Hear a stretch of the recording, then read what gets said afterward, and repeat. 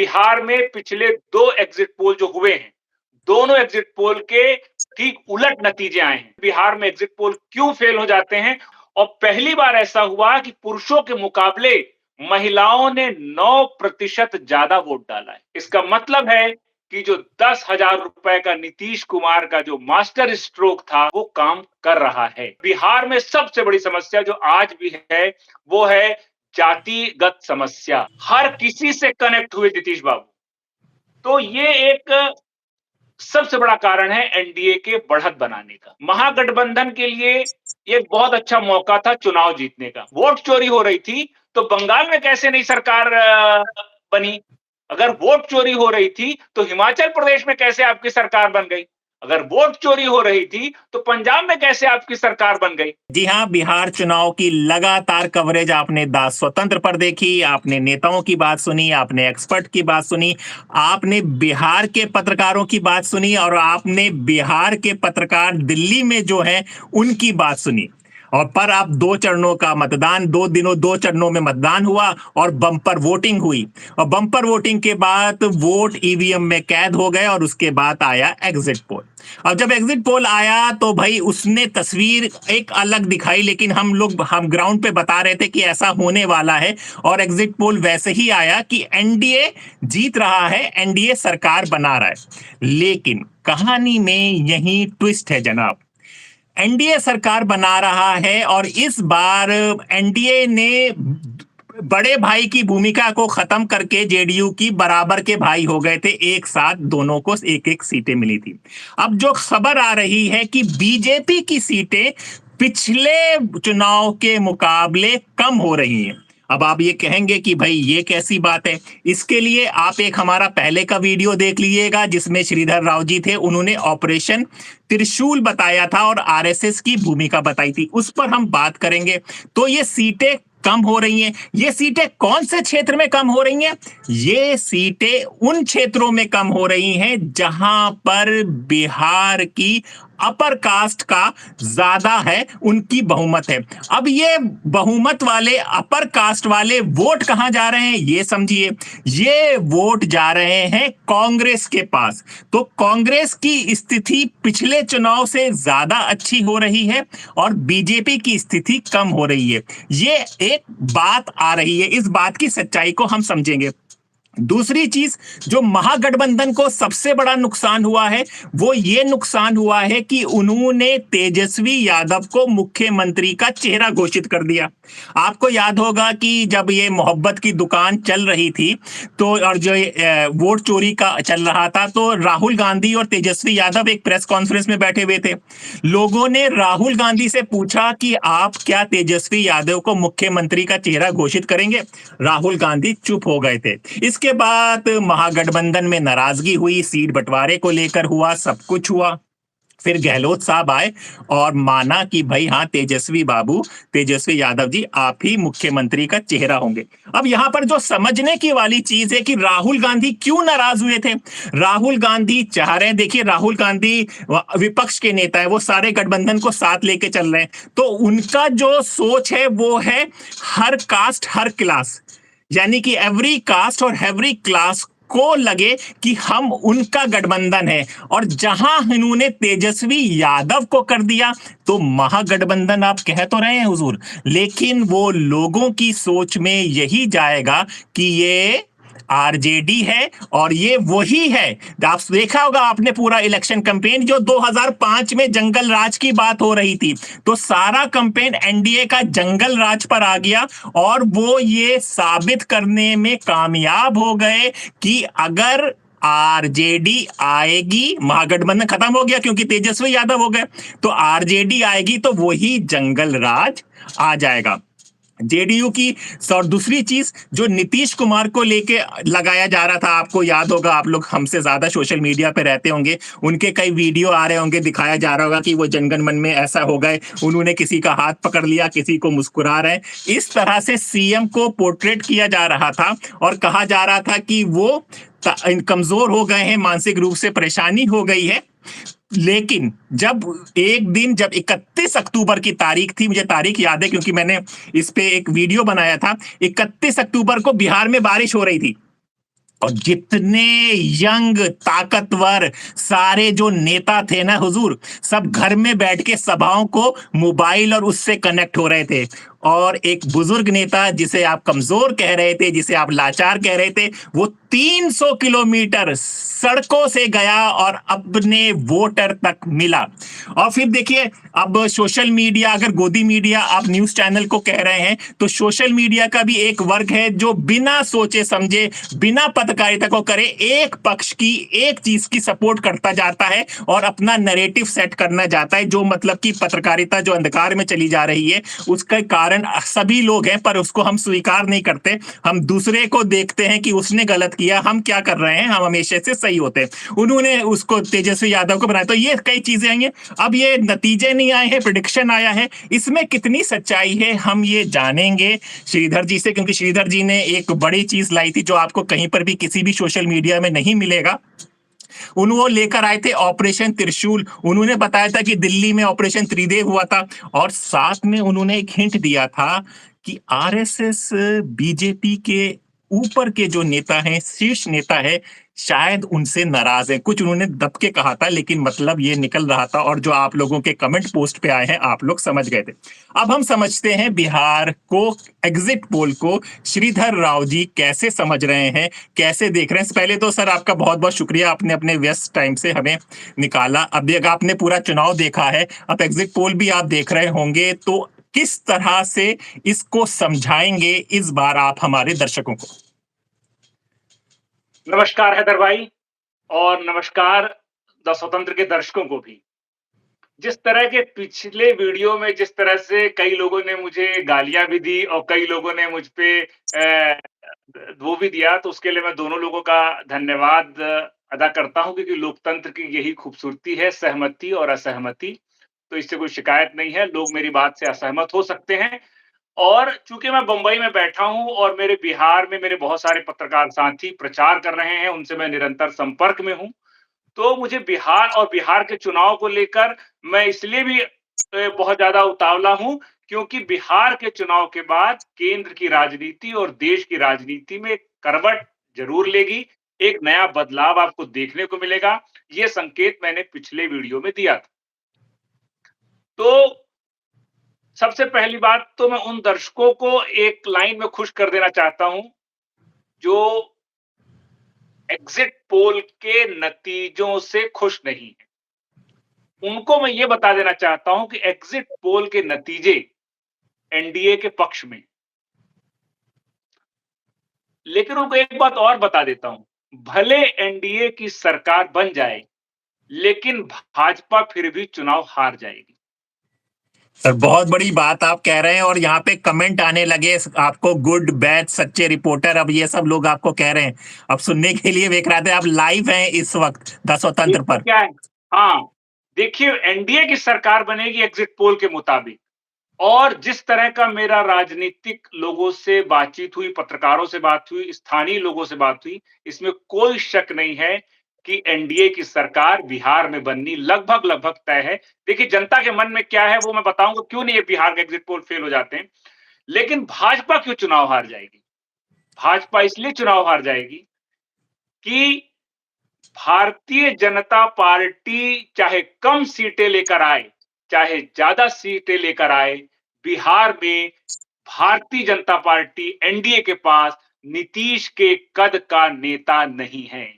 इतने सालों की मेहनत के बाद भी भारतीय जनता पार्टी जहां पे भी चुनाव जीतती है, वो पर्ची देकर अपना सीएम तय कर देती है। लेकिन बिहार में बीजेपी की अभी इतनी ताकत नहीं है हैदर भाई, कि वो पर्ची निकालकर सीएम तय कर दे। भले उसकी सीटें कम आए, भले उसकी सीटें जाएं, नीतीश कुमार ही बिहार के सबसे लोकमान्य, लोकप्रिय जननायक आज भी हैं। उनके कद का नेता आज भी बिहार के भीतर कोई नहीं है, चाहे वो अति पिछड़ा हो, दलित हो, महादलित हो, सवर्ण हो, अपर कास्ट हो, सबके बीच नीतीश बाबू की जो लोकप्रियता है, उसके टक्कर का नेता भारतीय जनता पार्टी अभी तक तैयार नहीं कर पाई है। इसलिए किसी को भी अगर कोई शक है कि चुनाव के बाद एनडीए का नेता कौन बनेगा, तो मैं तो डंके की चोट पे और दावे के साथ कहता हूं कि नीतीश कुमार के सिवा कोई दूसरा नहीं बनेगा। आपने ये बोला और अमन सिंह मौर्य नहीं बताया कि कहाँ से हैं, लेकिन उन्होंने कह दिया है कि नीतीश चचा जिंदाबाद। तो आपकी बातों से सहमत हो रहे हैं लोग और बढ़ते जा रहे हैं। नहीं, होना पड़ेगा। देखिए, नीतीश का कद क्यों इतना बड़ा है? नीतीश का कद इसलिए इतना बड़ा है कि सबसे पहली बात, उनकी जो छवि है, एंटी इनकम्बेंसी, अभी जो वोटिंग हुई है, उस वोटिंग के प्रतिशत में मैं देख रहा था हैदर भाई, उस वोटिंग में सबसे बम्पर वोटिंग हुई, 67% वोटिंग हुई, 67% वोटिंग हुई। और पहली बार ऐसा हुआ कि पुरुषों के मुकाबले महिलाओं ने 9% ज्यादा वोट डाला है। और इस 9% का क्या मतलब है? नंबरों के हिसाब से 5 लाख से ज्यादा महिलाओं ने वोट डाला है और ऐसा पहली बार हुआ है। तो इसका मतलब क्या है? इसका मतलब है कि जो 10,000 रुपए का नीतीश कुमार का जो मास्टर स्ट्रोक था, जो करीब 1.25 करोड़ महिलाओं को उन्होंने कनेक्ट किया, वो काम कर रहा है। ये मैं इस हाँ, नतीजे हाँ, हाँ, 1 मिनट रुकूंगा क्योंकि दर्शकों के मैसेज बराबर आ रहे हैं, तो वो बीच बीच में वो भी पढ़ता जाऊंगा। बिहार से आ रहा है। हम दर्शकों से कहेंगे कि अपने जिस स्टेट से आप लोग हैं वहां से बताएं, किस राज्य से हैं आप, वहां से बताएं किस जिले से हैं आप, वो बताएं और आपको क्या लग रहा है वो भी बताइए। लाइव सेशन एक है, वो कह रहे हैं कि भाई आरजेडी विनर है और आप लोग बहुत अच्छी रिपोर्टिंग करते हैं, ये कहा जा रहा है। चलिए, आप अपना जिला जरूर बताइए कहाँ से है और आपको क्या लगता है कि आपके जिले, आपकी जो सीट है उससे कौन लोग जीत रहे हैं। चलिए, सब तरबेज स्टार आपको हाय कह रहे हैं। बीजेपी को एक बात क्यों नहीं समझ में आ रही है कि बिहार रोहतास, ये सब बातें चल रही हैं, बिहार रोहतास से समझ में आ रहा है। चलिए श्रीधर जी। देखिए, आपके जो दर्शक हैं वो जागरूक हैं और हर किसी की अपनी भावनाएँ और हर क्षेत्र का अपना-अपना प्रभाव है लोगों का, तो मैं किसी की बात से असहमत नहीं हूँ। लेकिन 360 डिग्री आपके दर्शकों को मैं बताना चाहता हूँ कि 360 डिग्री जो जन ओवर वर्ल्ड व्यू की हम बात कर रहे हैं। देखिए, एग्ज़िट पोल की अगर बात करें, तो बिहार में पिछले 2 एग्ज़िट पोल जो हुए हैं, दोनों एग्ज़िट पोल के ठीक उलट नतीजे आए हैं। एग्ज़िट पोल ने जो कहा, वो नतीजे सामने नहीं आए हैं। उसका कारण क्या है? उसका कारण बिहार में एग्जिट पोल क्यों फेल हो जाते हैं, उसका कारण भी मैं दर्शकों को बता देना चाहता हूं, आपके दर्शकों को। देखिए, सबसे बड़ा कारण है माइग्रेंट वोटर्स। बिहार में माइग्रेंट वोटर्स आते हैं, वोट डालते हैं और चले जाते हैं।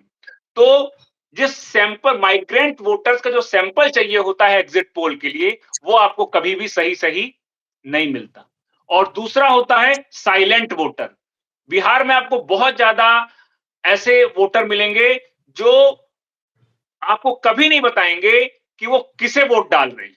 मने बि, बिहार लोकतंत्र के मामले में मेरे को इतना पता है कि बिहार का आदमी राजनीतिक तौर पे, यूपी बिहार के लोग राजनीतिक तौर पे बहुत ज्यादा जागरूक और बहुत एक्टिव पार्टिसिपेशन रहता है, लेकिन वोट किसको डालेंगे, उनके मन में क्या है, वो आप पता नहीं कर सकते। और दूसरा, महिला वोटर। महिला वोटरों के मन में आज भी ये है कि एक झिझक होती है बात करने में, तो वो खुल के अपनी राय रख रख पाती हैं, नहीं रख पाती, इसमें मुझे वो होता है, संदेह होता है। और दूसरा, बिहार में सबसे बड़ी समस्या जो आज भी है, वो है जातिगत समस्या। जाति आधार पे आज भी चुनाव के पहले 1 महीने तक आप बिहार के भीतर दुनिया भर की तमाम मुद्दों पे बात करते रहो, लेकिन जिस दिन चुनाव होता है, उस दिन के 1 दिन पहले मामला आकर जाति पे आकर फँस जाता है। जैसे मोकामा की सीट का मैं उदाहरण देता हूं। जी। मोकामा मोकामा की सीट पे जो सर्वे है, देखिए मैं नहीं जानता क्या होगा, वो ना मैं भगवान हूं और ना आप भगवान हैं। जनता ने क्या किया है, लेकिन जो माहौल है, जो वहां से रिपोर्टिंग हमारे साथियों ने हमको बताई, वो ये है कि मोकामा में एक बाहुबली थे दुलार चंद यादव, उनकी हत्या हो गई। हत्या होने के बाद अनंत सिंह एनडीए के प्रत्याशी और उनके विरोध में रेणु देवी खड़ी थी। तो क्या हुआ कि उनके दुलार चंद के जो शव यात्रा थी उसमें वो शामिल हो गई। तो वहां पे ऐसा बताया गया, जो रिपोर्टिंग है, कि लोगों ने भर भर कर जाति के लोगों को गाली देना। तो वो जो वोटों का ध्रुवीकरण हुआ और उस वोटों के ध्रुवीकरण में अनंत सिंह आगे निकल गए। तो जांच आखिरी मोमेंट में मतदान होने के ठीक पहले तक जिस तरह से तेजी से वोटों का ध्रुवीकरण हुआ, वहां पर स्थितियां रातों रात बदल गईं और बाहुबली अनंत सिंह आगे निकल गए। तो बिहार में जाति का ऐसा है। अब नीतीश बाबू का क्या है? नीतीश बाबू ने क्या किया? नीतीश बाबू ने अपने कार्यकाल में पिछड़ा, अति पिछड़ा, दलित, माने जातियों के तौर पर भी उन्होंने सभी को फायदा पहुंचाने की कोशिश की। हर किसी से कनेक्ट हुए नीतीश बाबू। तो ये एक सबसे बड़ा कारण है एनडीए के बढ़त बनाने का। और अब आते हैं जो एग्जिट पोल के सर्वे के आधार में बात कर रहा हूं कि क्यों जी ऐसे जी। नतीजे आए होंगे। देखिए क्या होगा नतीजे मैं नहीं बता सकता, लेकिन क्यों ऐसे सर्वे आ रहे हैं उसका कारण मैं आपको बता रहा हूं जो सब जगह है। सबसे बड़ी बात थी कि महागठबंधन के लिए एक बहुत अच्छा मौका था चुनाव जीतने का। मुद्दे क्या होने चाहिए थे महागठबंधन के सामने? महागठबंधन के सामने मुद्दे होने चाहिए थे एजुकेशन। परेशान थे वहां के युवा।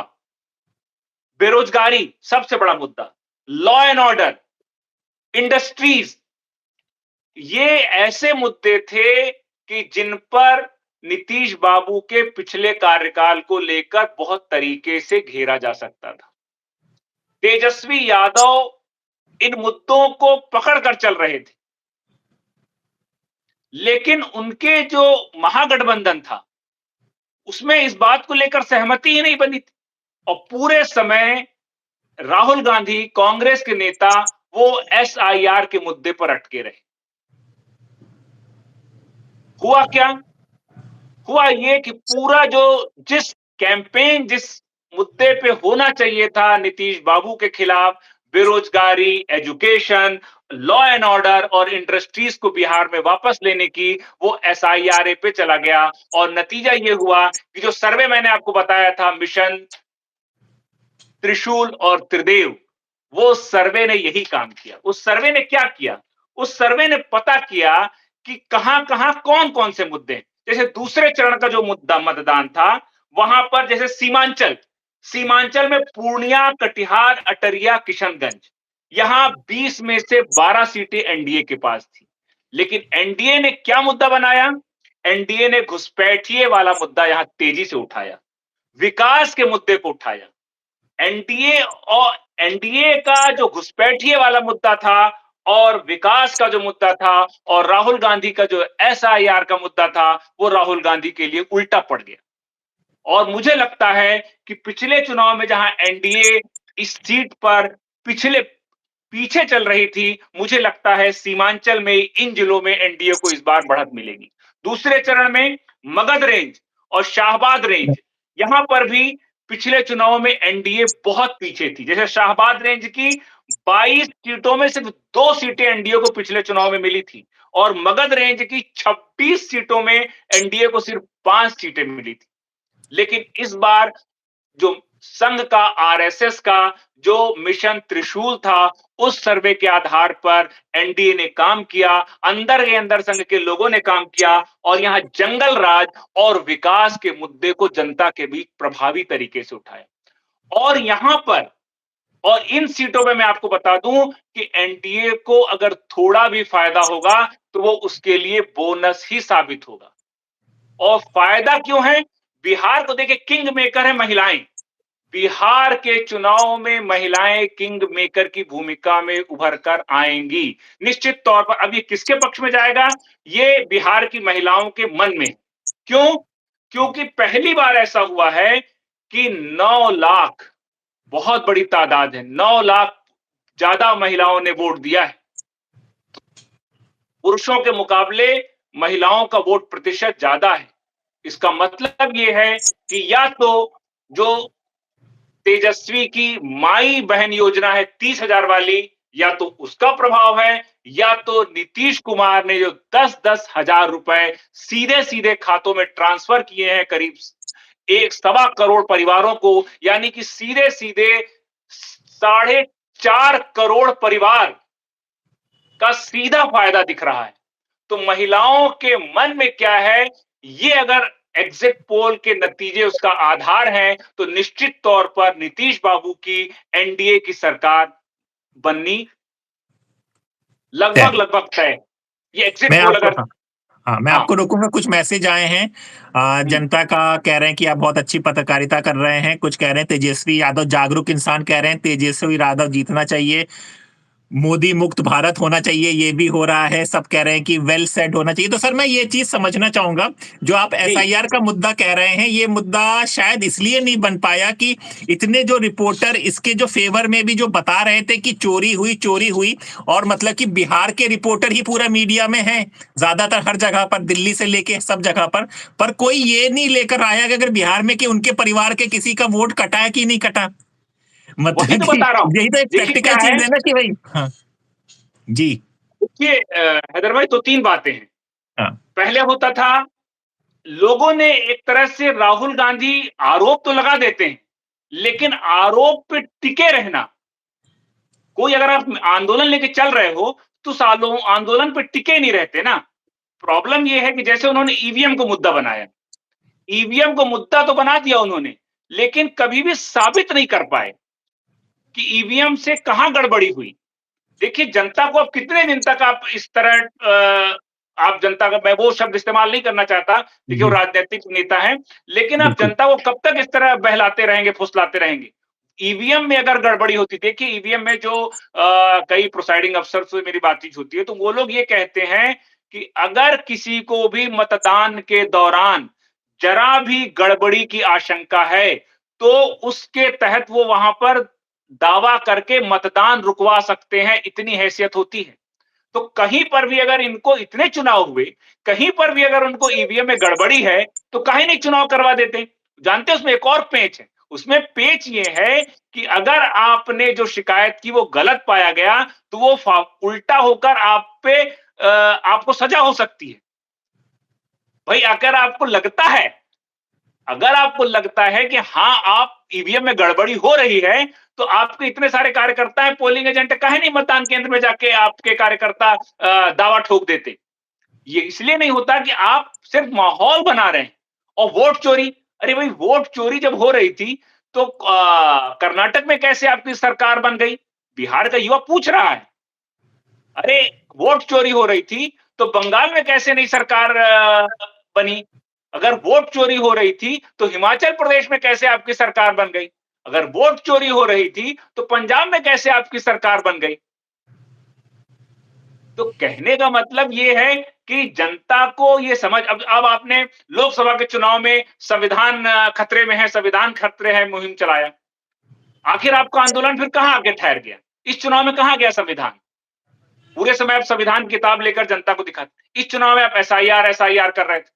तो भाई ऐसा हरियाणा के चुनाव में और सब बाकी चुनाव में भी है, तो आपको समझ में पड़ चुका कि, और पूरे समय देखिए, पूरे समय तेजस्वी यादव और राहुल अगर मिलकर, मैं बार-बार ये कह रहा हूं कि तेजस्वी यादव और राहुल अगर मिलकर इस कैंपेन को बेरोजगारी, education, law and order, industries के मुद्दे पर घसीट कर लाए होते, तो बिहार के आज जो एग्जिट पोल आप देख रहे हैं, शायद वो एग्जिट पोल नहीं देखते। लेकिन इन दोनों में महागठबंधन में ही इतनी ज्यादा फूट थी।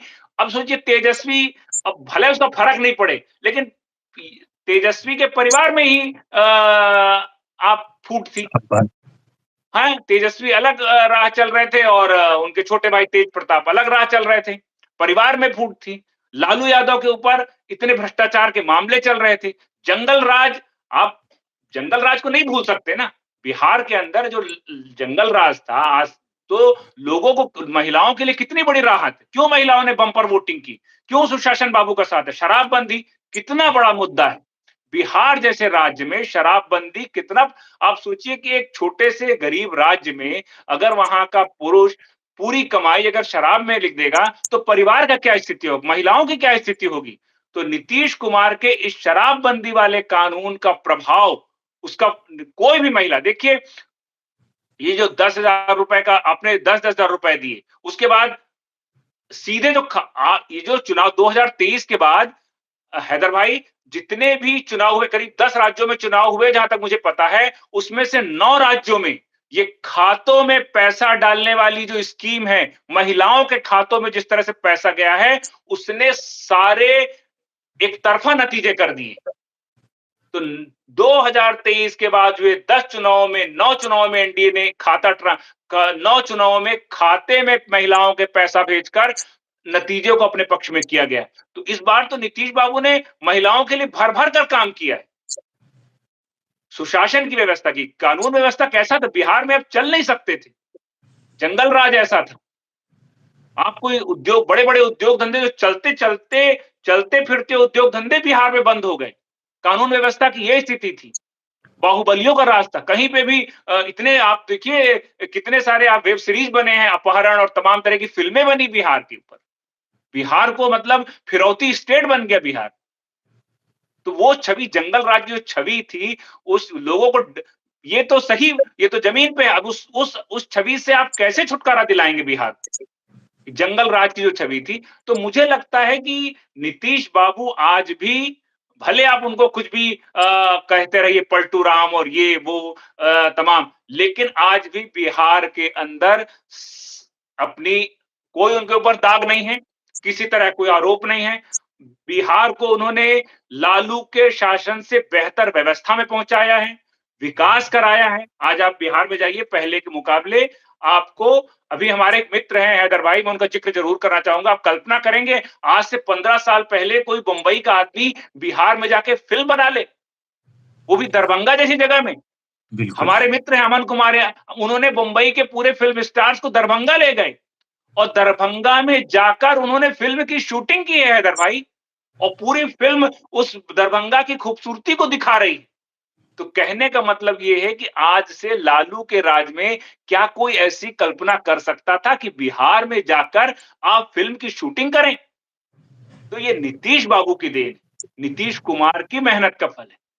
तो और लेकिन आप और इसका फायदा मिला, और महिलाएं नीतीश बाबू के साथ हैं। मुझे ऐसा लगता है कि इसका फायदा निश्चित तौर पर एनडीए को, जो एग्जिट पोल के नतीजे हैं, वो मुझे लगता है सही, लगभग सही होने चाहिए। तो सर मतलब कि आपका ये कहना है कि जो राज्य के मेन मुद्दे थे उससे कहीं महागठबंधन भटक गया। अगर एसआईआर को लेकर, वो एक राष्ट्रीय मुद्दा है, लोगों को, मैं दिल्ली का रहने वाला आदमी या वोट सुनने वाला, वो लगेगा कि हाँ वोट चोरी अरे है, वो लेकिन हाँ। जी देखिए, जी। एसआईआर कोई मुद्दा ही नहीं ना हैदर भाई। ओके। एसआईआर क्या कर रहा है?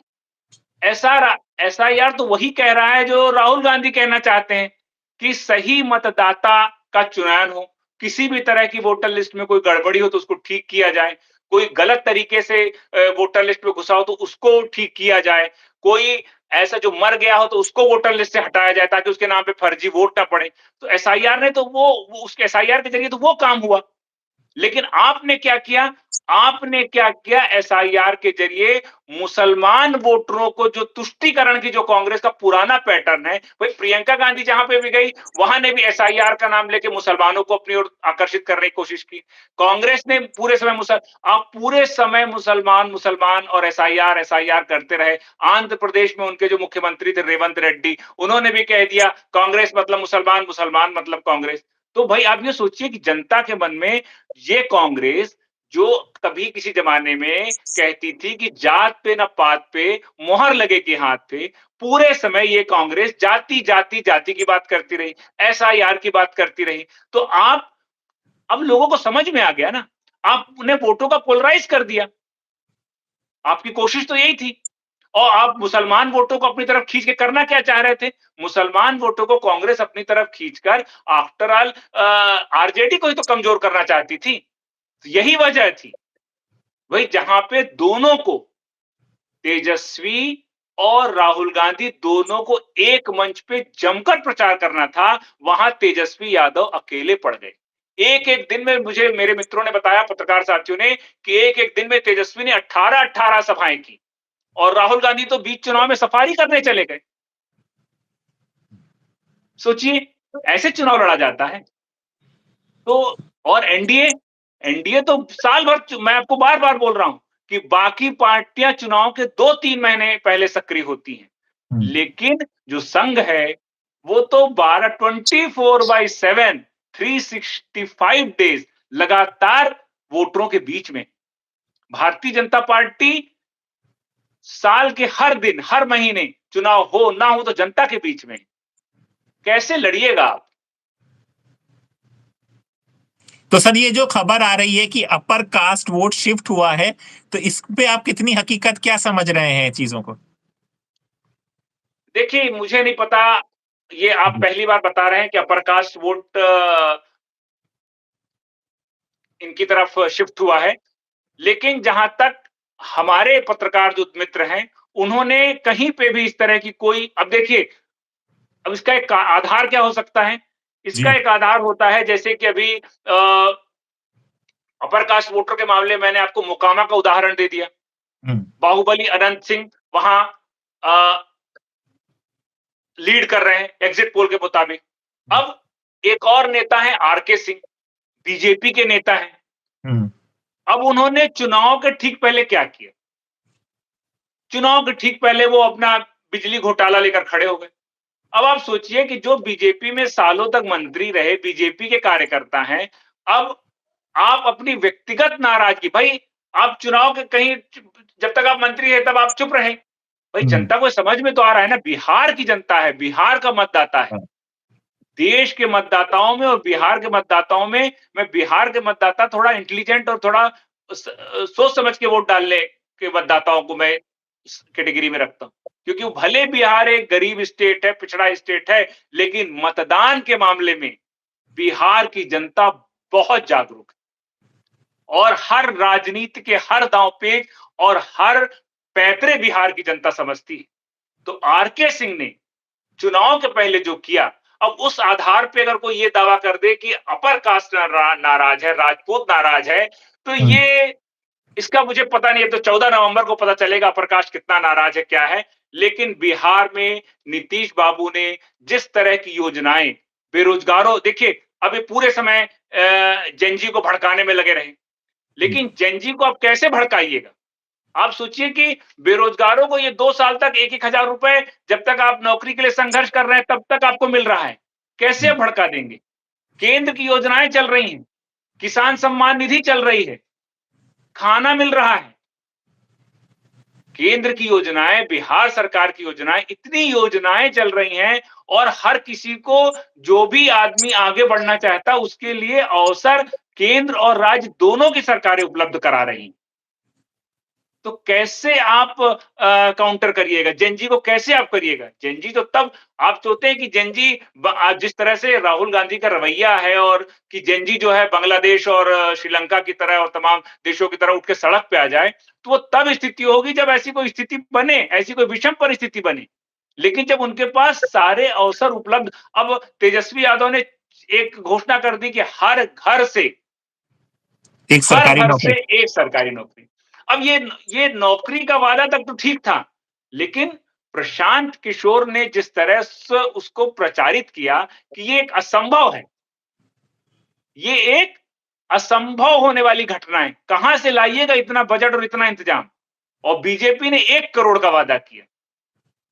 तो जो जनसुराज है, जनसुराज के मैदान में उतरने से ये एक और बड़ा फैक्टर है, जिससे एनडीए को बढ़त मिलेगी, फायदा होगा और महागठबंधन को नुकसान होगा।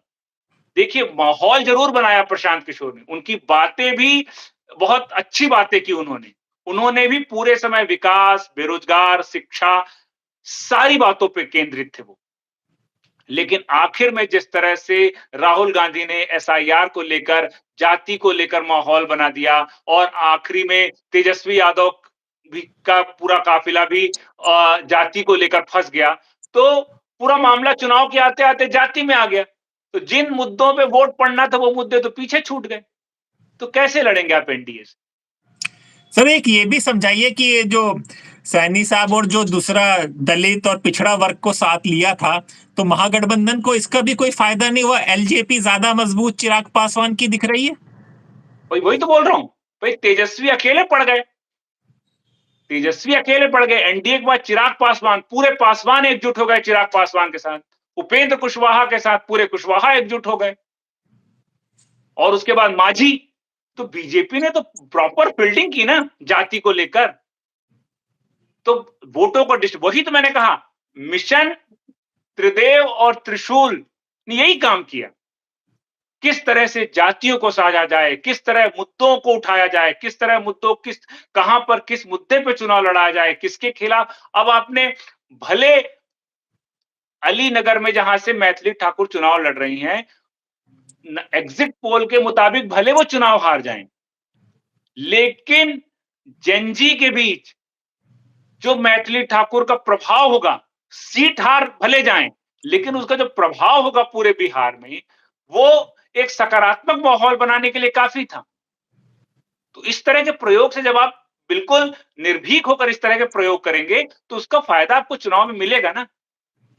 सर एक ये भी खबर आ रही है कि नीतीश जी और तेजस्वी जी की अंदर खाने में बातचीत चल रही है, और शायद क्योंकि वो संजय झा हो या लल्लन सिंह हो, इनसे नाराज होकर चाचा भतीजे का फिर से मिलन होगा। और अगर बीजेपी की सीटें कम आती हैं तो आपको लगता है कि चाचा भतीजा एक हो जाएंगे? क्योंकि अभी जो बताया जा रहा है आरजेडी सबसे बड़ी पार्टी फिर भी अभी निकल कर आ रही है। देखिए, ये तो विपक्ष चाहता ही है। विपक्ष तो अब आपने इसको छेड़ा है, तो मैं थोड़ा अतीत में लेकर जाना चाहता हूं। जी जी जी। देखिए क्या है कि आप YouTube में तमाम पत्रकारों के इनसाइड वो देखेंगे, तो आपको पता चलेगा कि इस मौजूदा सरकार को कैसे गिराया जा सकता है।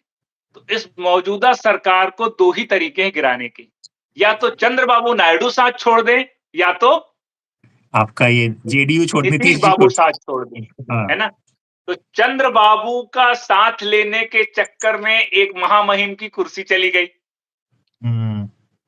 हैं? अब विपक्ष की पूरी घेराबंदी ये है कि नीतीश बाबू को कैसे भी करके अपने पाले में लाया जाए।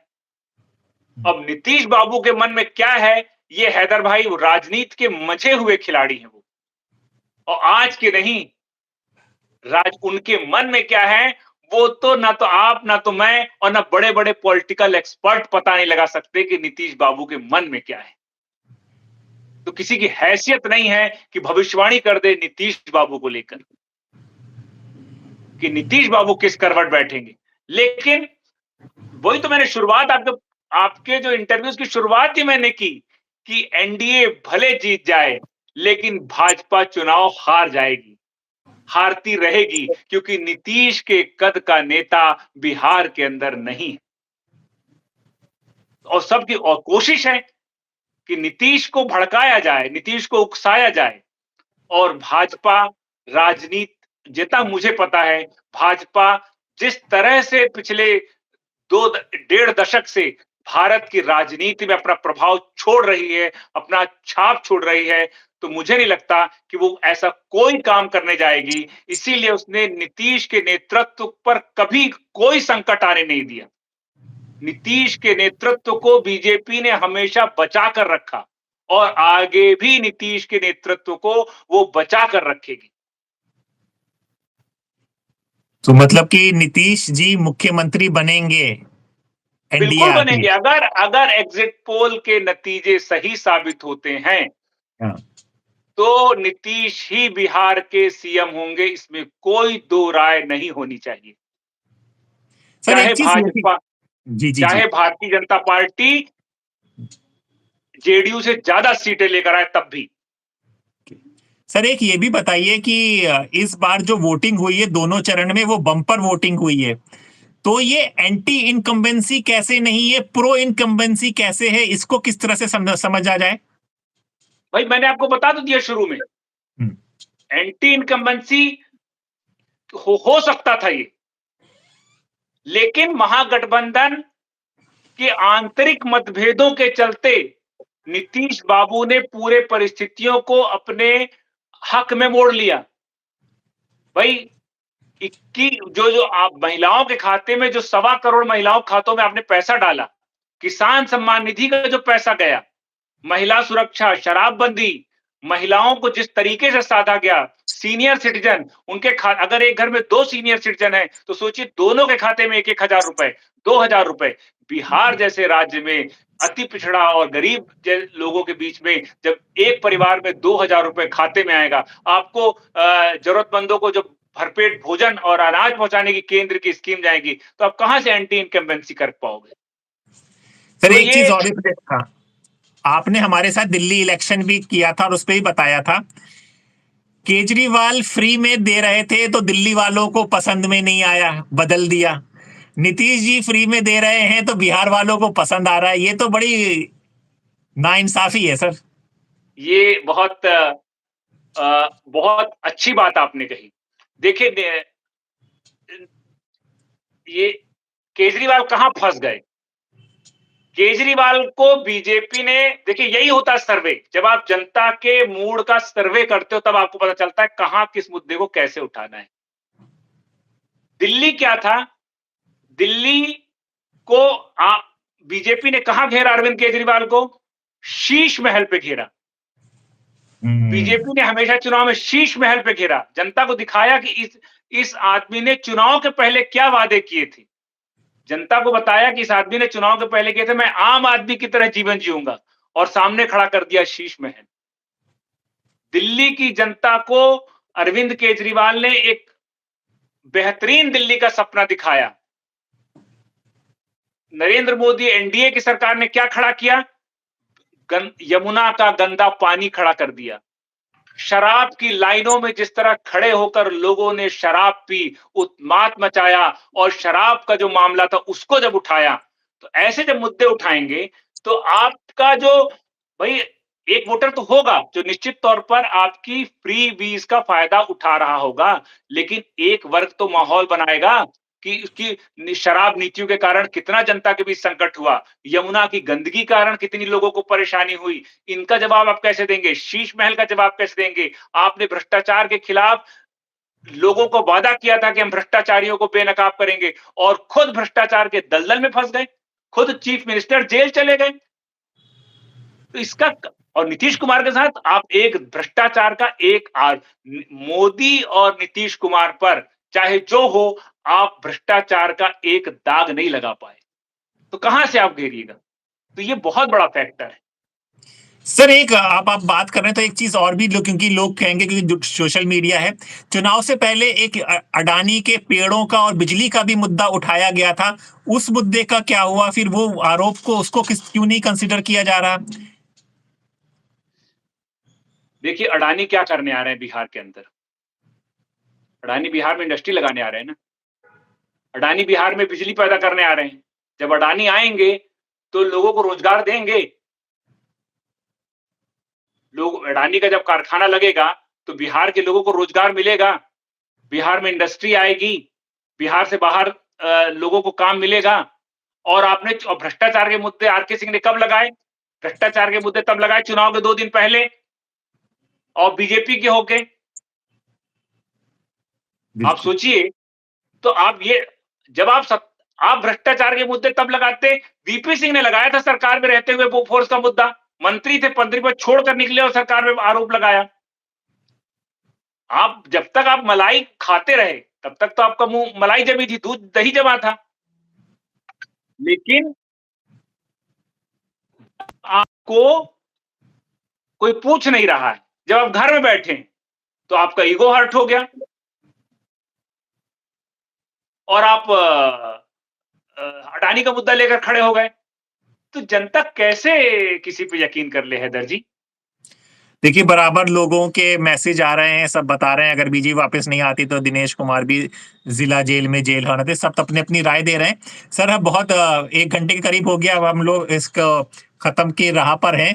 अब बिल्कुल ये बिल्कुल, हाँ। बताइए भाई, हाँ, ये चीज को खुलासा कीजिए। आप बार बार कह रहे हैं, अपने कई वीडियो में आपने कहा ऑपरेशन त्रिशूल भी लाए, कि भाई बिहार चुनाव के बाद क्या बड़ा बदलाव आप केंद्र की राजनीति में देख रहे हैं, और अपने सूत्रों से आपको क्या खबर मिल रही है? ये जरा से स्वतंत्र के दर्शकों को हिंट देते हुए छोड़ जाइए, फिर आपसे इसकी चर्चा बाद में करेंगे 14 तारीख को। देखिए उसके लिए हिंट देखिए यही है कि बिहार की राजनीति के बाद भारत की राजनीति में क्या बदलाव होने वाला है। उसके लिए हिंट यही है कि एक बड़ा बदलाव होगा, और उसका संकेत ये देखिए कि जो संसद का शीतकालीन सत्र है, वो सबसे छोटा सत्र दिसंबर में होने जा रहा है। इतना छोटा सत्र नहीं होता शीतकालीन सत्र। तो इतना छोटा सत्र होने जा रहा है, इसका मतलब कुछ ना कुछ होने जा रहा है। देखिए, कुछ कह देना बहुत जल्दबाजी होगी और हाँ। हम यहाँ प लेकिन जो जिस तरह का हम लोग पत्रकार हैं, हम लोग चीज़ों को समझते हैं, दूर से बैठकर एक आकलन ही लगा सकते हैं, तो निश्चित तौर पर बिहार के चुनाव के बाद सकारात्मक या नकारात्मक जो भी होगा, एक बड़ा राजनैतिक बदलाव, एक नई राजनैतिक करवट भारत की राजनीति में देखने को मिलेगी और उसके संकेत पहला संकेत यही है कि संसद का शीतकालीन सत्र बहुत छोटा दिसंबर के महीने में होने जा रहा है। बहुत ही छोटा संसद इतना छोटा शीतकालीन सत्र नहीं होता जनरली आमतौर पर। तो ये एक पहला संकेत उसी का है। देखिए आगे-आगे होता है क्या? जी हाँ, देखिए आगे-आगे होता है क्या, आप लोग दर्शकों का बहुत-बहुत शुक्रिया जो हमारे साथ लाइव जुड़े। आप हमें बता सकते हैं कि आप किस ज़िले से जुड़े हैं, कौन-सी विधानसभा सीट है और आपको क्या लगता है क्योंकि अब तो वोट डाल दिया गया है कि आपकी सीट से कौन जीत रहा है और कौन हार रहा है। क्योंकि दर्शक जो अपने ऑडियंस हैं, जो अपने मतदाता हैं, वही असली निर्णायक हैं। बाकी पार्टियाँ आती और जाती रहती हैं। आपने अपना वोट दे दिया है तो आपको समझ में होगा कि किसको चाह रहे हैं और जो आपके लिए बेहतर हो। सबसे बड़ी चीज़ है कि जनता के लिए जो बेहतर हो, उसको चुनें, जो जनता के विकास के लिए काम करे, जो जनता के लिए काम करे, जो एकता लेकर आए, जो संविधान पे चले, हर चीज़ जो आपके लिए हो, क्योंकि आपसे ही हिंदुस्तान है और ये बिहार उसके पहल है। तो देखते हैं क्या होता है, जो भी होगा 14 तारीख को पता होगा। श्रीधर जी, हम चाहेंगे कि 14 तारीख को भी आप हमसे जुड़ें और जो आपने कहा है, उम्मीद करते हैं कि वो सही हो, कहीं गलत हो गई, तो फिर उसकी भी आप सफाई दीजिएगा कि ऑपरेशन त्रिशूल देखिए कहाँ चला? देखिए जनता के मन में क्या है हैदर भाई ये कोई नहीं जानता। जी। और मेरी बात से आपके दर्शकों को असहमत होने का पूरा अधिकार है। और मेरी कोशिश ये है कि ना लोग भले मेरी बातों से ऐसा आपके दर्शकों को लग रहा है, किसी ने लिखा है कि ये तो बिल्कुल अंधा भक्त है, तो हाँ। उनको लग सकता है कि मैं अंधा भक्त हूँ। लेकिन देखिए ये है कि जो स्थिति मुझे समझ में आ रही है, आप लगातार बीजेपी की सरकारें बन रही हैं, तो कोई हवा-हवाई नहीं बन रही है, कारण है बीजेपी की मेहनत है। अब जैसे कई जो जो आपके कई दर्शक जो नाराज़ हैं मेरी वक्तव्य से, तो उनको मैं बता दूँ कि भाई तेजस्वी, राहुल ये सब एकजुट होके एक मुद्दे पर होके लड़े होते, तो बिहार के एग्ज़िट पोल कुछ और कह रहे होते। भाई परिवार में एका नहीं है, राजनीति में एका नहीं है, गठबंधन में एका नहीं है, अलग-अलग सुर चलेंगे तो कैसे बिहार जीतेंगे? तो जो सर, आपको जीतेगा लगता हम है तो कि ये उसकी जय गठबंधन की राजनीति स्टेट वर्ष में जारी रहेगी कि या ये 2 पार्टियों के बीच में कभी हो पाएगा? भाई ये बताइए हैदर भाई कि कोई भी आदमी जैसे आप साधारण सा गणित है, राजनीति पावर का खेल है, सियासत पावर का खेल है। आप अब उसमें कोई भी तेजस्वी जो है अपनी जमीन राहुल के लिए तो नहीं छोड़ेंगे, सीधा सा फॉर्मूला। भाई राहुल तेजस्वी के माध्यम से अब कांग्रेस जो अपनी पूरी जमीन खो चुकी है बिहार में, उसके पास ले दे के एक मुद्दा बचता है कि मुस्लिम वोटों का फिर से तुष्टीकरण किया जाए। कांग्रेस को छोड़ना नहीं चाहती, वापस अपने पाले में लाना चाहती है और यादव और मुसलमान पूरी तरह से आरजेडी के कोर वोटर हैं। तो राहुल उसी में सेंधमारी करने में लगे हैं। तो ऐसे में कैसे वैचारिक और कॉमन मिनिमम प्रोग्राम इनके बीच बन पाएगा? तो जब आप सियासत की लड़ाई लड़ रहे हैं, तो निश्चित तौर पर राहुल आरजेडी को ही नुकसान पहुंचा रहे हैं। तो अगर आपको बीजेपी जैसे विशाल पार्टी को एनडीए जैसे एक गठबंधन को हराना है, तो आपको उस लेवल पे जाके सोचना होगा ना। बिल्कुल। और जिस तरह की तैयारी कर रहे हैं, आप तो हवा-हवाई बातें कर रहे हैं। तो ऐसा कुछ नहीं होता। आपके जो जितने भी आरोप आपने लगाए, किसी भी आरोप पे आप सबूत के आधार पर सरकार को कटघरे में अभी तक खड़ा नहीं कर पाए। कैसे आप लड़ोगे? तो बिल्कुल कहने ठीक का है सर। मतलब ये है कि जी। विपक्ष में जिस तरह से विपक्ष की लड़ाई जनता के बीच लड़ी जाती है, कोई बड़े जन आंदोलन को करने में आप नाकाम रहे। कोई चुनाव छोड़ के आप सफारी करने जाओगे तो कैसे चुनाव जीतोगे भाई? चलिए सर, खुद से चलते-चलते अकेले पड़ गए, अपना भी तेजस्वी यादव अपना को भी अकेले छोड़ दिया। हाँ। तेजस्वी यादव को अकेले छोड़ दिए, बेचारे एक दिन में अकेले 18-18 सभाएँ कर रहे हैं तेजस्वी यादव। कैसे और यहाँ पे पूरी फौज लगी है। इतने मैंने एनडीए की पूरे मंत्री बिहार में बैठे हुए हैं, केंद्र के मंत्री, दूसरे राज्यों के मुख्यमंत्री बैठे हुए हैं और उसके बाद चिराग पासवान, उपेंद्र कुशवाहा, जीतन राम मांझी, जाति के बड़े-बड़े नेता वहां बैठे हुए हैं। आप कैसे जीतिएगा चुनाव? एग्जिट पोल के नतीजों के हिसाब से तो मुझे यही समझ में आ रहा है कि जो एग्जिट पोल के नतीजे हैं, वो सही होने चाहिए। सर चलते-चलते अपना प्रेडिक्शन भी बता दीजिए, आप किसको कितनी सीटें दे रहे हैं अगर बताना चाहें, अगर कुछ सोचा देखिए, हो हमारा आपने? तो वही है करीब देखिए वही हमारा भी यही है 150 के आस-पास एनडीए को मिलना चाहिए। तो मुझे लगता है कि पिछले चुनाव से बेहतर करेगी एनडीए क्योंकि डबल इंजन है, जमकर लोगों के खाते में पैसे आए हैं, सीधे मनी ट्रांसफर लोगों के खाते में आ रहा है, महिलाओं के खाते में आ रहा है और बिहार जैसे राज्य में जिस तरह से महिलाओं ने बढ़-चढ़ कर मतदान किया है, इससे ये पता चलता है कि एंटी इनकम्बेंसी की हवा निकल चुकी है और बिहार 10,000 का मास्टर स्ट्रोक नितिन का काम कर रहा है। और आरएसएस का ऑपरेशन त्रिशूल ने काम किया सर? बिल्कुल किया, तभी तो नतीजे ऐसे आ रहे हैं। ठीक है। चलिए देखिए, आज की चर्चा हुई, आप लोग हमारे साथ बने रहे, सबका अपना है, इन्होंने अपनी बात कही, आप लोग अपनी कर सकते हैं, बता सकते हैं किस विधानसभा से आप लोग हमसे जुड़े हुए हैं और वहाँ पर क्या नतीजे होगा और आपको क्या लग रहा है। एग्जिट पोल्स पर आप लोग कितना यकीन कर रहे हैं, दर्शक हमारे साथ जुड़ सकते हैं, बता सकते हैं और इसी तरह की चर्चा, इसी तरह के गेस्ट हम लोग आपके लिए लाते रहेंगे, जो आपको ज़मीनी हकीकत आए। देखिए शीशा जो होता है ना, शीशा दर्पण कभी झूठ नहीं बोलता।